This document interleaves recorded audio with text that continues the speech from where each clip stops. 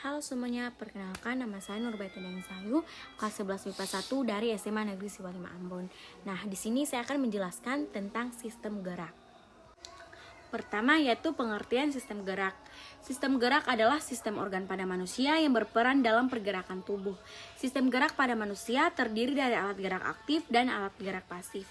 Alat gerak aktif manusia adalah otot-otot yang menempel pada tulang dan rangka. Sementara itu, alat gerak pasif pada manusia adalah sekumpulan tulang yang membentuk rangka manusia. Selanjutnya, komponen sistem gerak manusia. Sistem gerak pada manusia terdiri dari dua jenis, yaitu yang tadi alat gerak aktif dan alat gerak pasif. Berikut ini adalah pembahasan mengenai jenis-jenis tersebut. Pertama, alat gerak aktif pada manusia. Alat gerak aktif merupakan organ yang memiliki kemampuan untuk kontraksi, relaksasi, dan juga bisa bergerak. Dalam hal ini adalah gerak aktif adalah otot. Otot adalah alat gerak aktif karena kemampuannya untuk melakukan kontraksi, memendek, dan relaksasi, memanjang atau kembali ke ukuran semula. Otot memiliki komposisi sebanyak 40% berat tubuh dan berfungsi untuk menggerakkan tulang karena ada bagian otot yang melekat yang disebut dengan tendon. Jaringan otot manusia terdiri dari ribuan serat elastis yang membuat manusia bisa melakukan berbagai macam gerakan.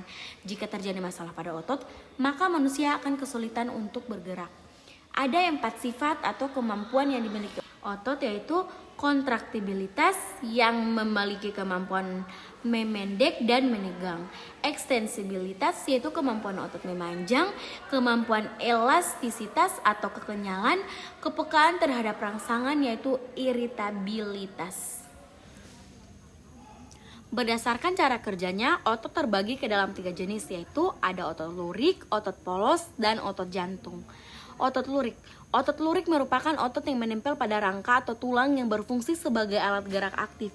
Otot lurik melekat pada rangka tubuh, lengan, kaki, dada, dan leher, dan bergerak secara sadar ketika menerima perintah dari otak. Otot polos merupakan penyusun organ dalam tubuh manusia seperti lambung, usus halus, pembuluh darah, saluran pernapasan. Otot polos bekerja secara tidak sadar. Yang terakhir yaitu otot jantung. Otot jantung merupakan otot yang terdapat dalam otot jantung yang berfungsi untuk memompa darah ke seluruh tubuh. Bekerja secara tidak sadar dan akan terus bekerja selama seorang manusia masih hidup. Berikut ini adalah gambar otot polos, otot lurik, dan otot jantung. Selanjutnya, alat gerak pasif pada manusia.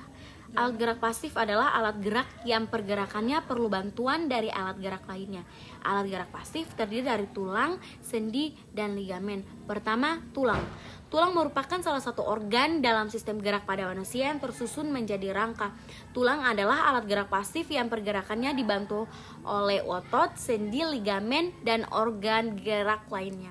Secara umum, tulang manusia berfungsi untuk menopang tubuh, melindungi organ dalam, menyimpan kalsium, dan menghasilkan sel darah.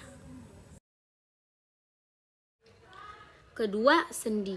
Sendi adalah sebutan untuk pertemuan antara dua buah tulang. Sendi bergerak seperti engsel yang memungkinkan pergerakan antara dua tulang yang disatukan oleh sebuah sendi. Berikut adalah beberapa sendi yang bisa kita temukan di dalam tubuh.